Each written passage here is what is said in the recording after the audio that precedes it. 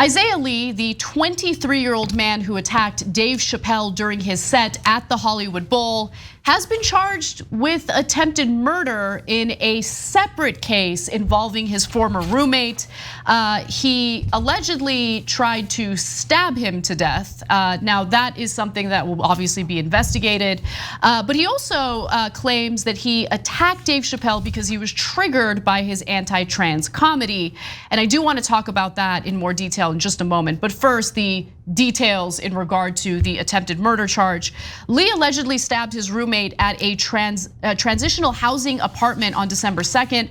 The victim had reported the stabbing to cops, but it was the high-profile Chappelle incident that resulted in him identifying Lee as the culprit, according to prosecutors. So Lee has already pleaded not guilty to that charge, but he is scheduled to return to court on June 2nd. He remains in custody, and when it comes to being detained and the charges that he faced in regard to his attack on Dave Chappelle, I think it's important to remember that the district attorney did not want to charge him with a felony, even though he had a weapon.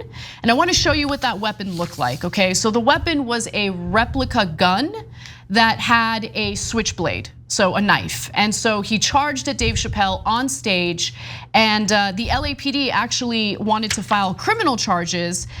They took him in for assault with a deadly weapon, which is in fact a felony.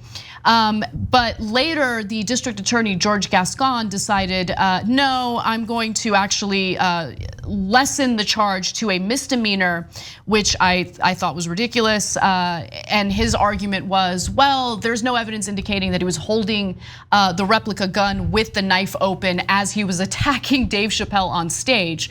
But remember, he assaulted Dave Chappelle. It's on camera. We all saw it. Now, after the latest allegations came out regarding attempted murder, Gascón changed his tune a little bit. I wish he actually took these violent cases way more seriously than he has. I know some leftists get triggered by me saying that, but a violent crime is a violent crime. I don't want violent criminals running around the city, but right now there are plenty of them doing so. So there are no winners in this story. At this point, I can't stand Dave Chappelle. He's become like a rich Republican. We'll get back to him in a second. And we'll get back to the triggering by Lee in a second as well. But first, to the point that Anna was making. So originally, Isaiah Lee was released before we found out about the attempted murder possibility because he only did a misdemeanor. You know, the misdemeanor was battery and possessing a deadly weapon with intent to assault. Just a misdemeanor. Why is that a misdemeanor? Just a misdemeanor, Cenk. What? Wait. Possessing a deadly weapon with an intent to assault, and you did the battery. I just don't get it. No, it's restorative justice. No, that doesn't make any sense. No, it doesn't make any sense. So, this is not restorative justice. This is 100% wrong, okay? There is no rehabilitation going on, and just having this like, I don't know, soft hands approach to violent crime is not the solution, and it's not rehabilitation. But anyway, that's and then one other just point here. I mean, to the point about Isaiah Lee's mental condition, which is being debated. Who puts a knife in a fake gun? Like, okay, you put it in like a bar of soap or gum or something, and then that way they can't detect it. I don't like it, but I get it. If you put it in a fake gun, they're definitely going to look at it and find it. This is literally the worst hidden weapon in American history. I just wanted to note that for the record. That's actually a really good point that I hadn't really stopped to think about, right? Yeah. It's like, I want to sneak a knife into this venue, so let me hide it in a gun. And by the way, let's just note, I went to that show, not that night. There were multiple nights for that show, which is the Netflix is a Joke show. And there was security there. We had to go through metal detectors and all of it. How did they miss this? Yeah, I mean, maybe because, but the knife is metal. I was gonna say maybe because the gun is not metal, they miss it. But there's no excuse for that. I mean, and again, the dumbest thing I've ever seen. It's like, oh, I got a baton here and I hit it in my Uzi. I know, it's crazy. In my fake Uzi, they'll never see it. But you know what? To be fair, fair, they never did. They never did. Yeah, maybe it was a good hiding place. I wouldn't have thought of it, but okay. Now back to the important stuff. Okay, so putting the attempted murder charge part of this story aside, let's focus on the interview that Lee had with the New York Post, where he talked about the motive behind attacking Dave Chappelle on stage. Isaiah Lee told the Post that Chappelle should be more sensitive when it comes to the jokes he cracks.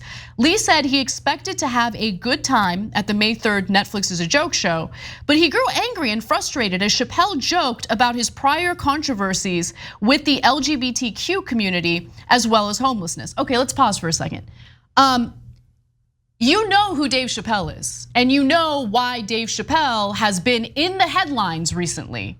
And he has not been quiet in regard to defending his transgender jokes.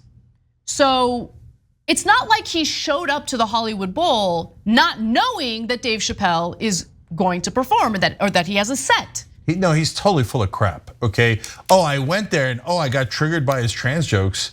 Then don't go. No, yeah, you didn't think he was gonna do trans jokes? All that he's been in the news for is trans jokes.